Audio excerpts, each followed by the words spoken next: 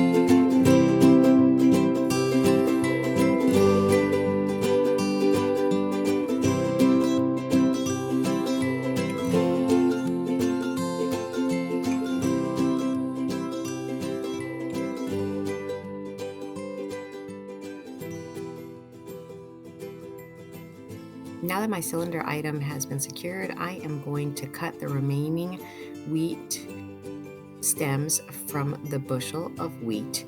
Now in total, I believe that I used 10 stems, and I am just clipping them using my wire clippers at the very bottom where the stem joins to become one.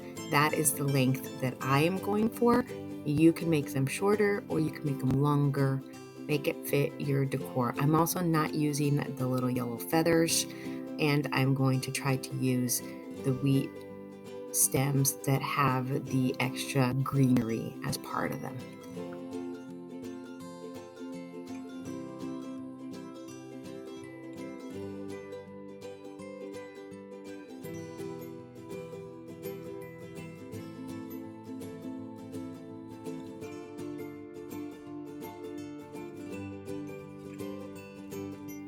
One additional step that I do here is, as you can see, the greenery is not attached or glued to the wheat, so I'm just going to add a dab of glue at the bottom to ensure that the greenery does not fall off, and I do that on every single stem of wheat that I used.